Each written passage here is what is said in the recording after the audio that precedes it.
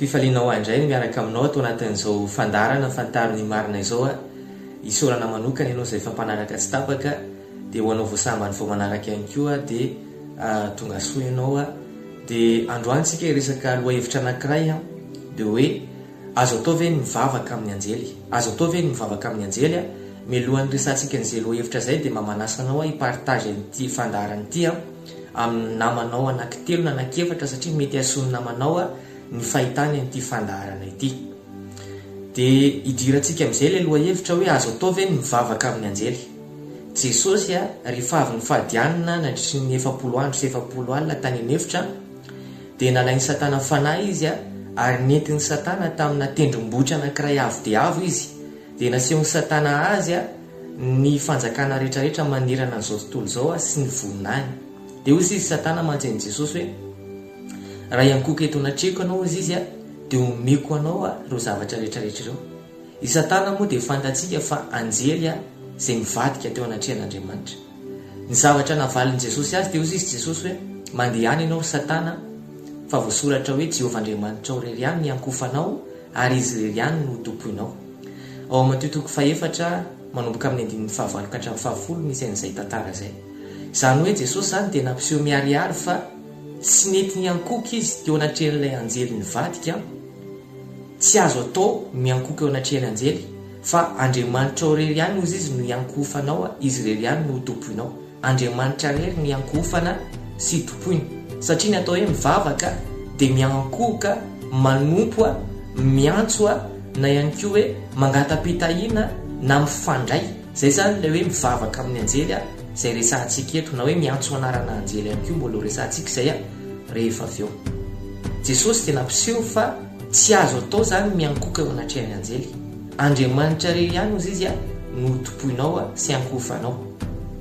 Fa i Jaona kosa nefa rehefa nisy anjely anankiray a izay naneho azy ny zava-miafy na ny an-danitra sy ny zavatra mbola ho avy a dia talanjo ny Jaona ary niankoka teo an-tongotr'ilay anjely izay nampiseho azy an'ilay fanambarana lehibe izy. Dia ilay anjely indray tsy nanaiky tamin'izay fotoan'izay ozy izy ilay anjely hoe tandremo ozy izy aza manao an'izao ianao ozy izy a fa izaho ozy izy dia mpanompo namanao ihany, Andriamanitra irery ihany ozy izy no ivavao. Ao amin'ny Apokalipsy Toko 7:10 a no misy an'izay tenin'Andriamanitra izay. Izany hoe ilay anjely mihitsy no nandà fa izaho ozy izy dia mpanompo namanao ihany fa Andriamanitra irery ihany no ivavao izy izy. Satria ny anjely dia fanahy manompo ny rana hanao fanompoana ho an'izay olona andova famonjena. Ao amin'ny Hebreo Toko 2:7 misy an'izay. Ny anjely dia fanahy manompo izay ny rana hanao fanompoana ho an'ny olona mandova famonjena dia ireo olona izay nino sy nandray an'i Jesosy ho tompo sy mpamonjy fiainana. Izany hoe ianao zany amin'izao fotoan'izao raha ohatra hoe efa nino sy nandray an'i Jesosy dia misy anjely iran'Andriamanitra manao fanompoana anao. Tsy midika nefa izay fa afaka mibaiko ny anjely ianao na afaka maniraka an'ireo anjely ireo amin'izay tianao hampanaovina anazy tsy irakiraka antsika zany ny anjely ary tsy isika no mibaiko azy fa Andriamanitra zany no maniraka ny anjely hanao fanompoana antsika fa tsy isika no mibaiko ny anjely arak'izay tiantsika hampanaovina an'ireo anjely ireo. Tsy manana fahefanany amin'izay isika. Na dia Jesosy teto ambonin'ny tany aza rehefa nitsarain'olona izy dia niteny izy hoe nga ozy izy tsy fantatrareo fa zaho ozy izy dia afaka mangataka amin'ny ray ary ny raiko ozy izy dia aniraka anjely mba ho eto amiko. Izany hoe Jesosy tsy niteny mihitsy hoe nga tsy fantatrareo fa zaho dia afaka maniraka anjely, afaka mibaiko anjely, fa ozy izy hoe zaho ozy izy afaka mangataka amin'ny ray ary ny ray maniraka anjely eto amiko. Izany hoe ny azosika atao dia mangataka amin'Andriamanitra, mangataka fiarovana avy amin'Andriamanitra fa tsy mangataka anjely mivantana. Fa ny azosika atao dia mangataka fiarovana dia anjaran'Andriamanitra no maniraka ny anjely mba hiaro antsika. Izany ny voasoratra ao amin'ny Salamo 1:7 hoe fa izy ozy izy andidiny anjeliny aminao mba hiaro anao eny amin'izay rehetra alianao izy izy. Izany hoe tsy isika no mandidy ny anjely fa Andriamanitra no mandidy ny anjeliny mba ho eo amintsika, hiaro antsika, fa tsy anjarantsika no miantso na mibaiko na maniraka an'ireo anjelin'Andriamanitra ireo. tsy manana fahefanany amin'izany sika fa ny anjarantsika dia miantso an'Andriamanitra, miantso an Jesosy, miantso famonjena, miantso fiarovana avy amin'Andriamanitra, dia Andriamanitra no maniraka ny anjeliny ho eo amintsika arak'izay iraka ampanaovan'Andriamanitra anazy. Ny manarakarak'izay ihany koa dia tsy azontsika atao ny miantso anarana anjely na manonona anarana anjely ao anaty vavaka.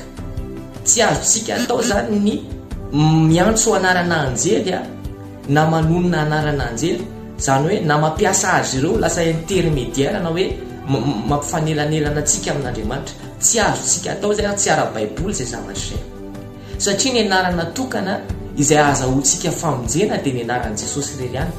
Ny anarana tokana izay antsointsika rehefa ao anaty fotoan-tsarotra isika dia ny anaran'i Jesosy irery ihany, izay ihany no azahoam-pamonjena.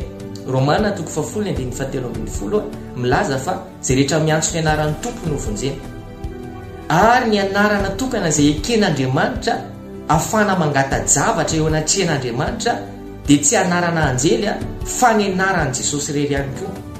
Jesosy dia milaza hoe ninino izy zavatra angatanareo amin'ny anarako dia omeko anareo zany. Ao amin'ny Jona 5:12 milaza an'izay Jesosy. Izany hoe ny anaran'i Jesosy ihany zany no ahafahantsika mangataka zavatra amin'Andriamanitra, mangatapitahiana, mangataka famonjena sy mangataka zavatra izay ilaintsika ao anatrehan'Andriamanitra. Ary Jesosy irery ihany koa no intermédiaire na hoe mampifanelanelana atsika amin'Andriamanitra fa tsy anjely.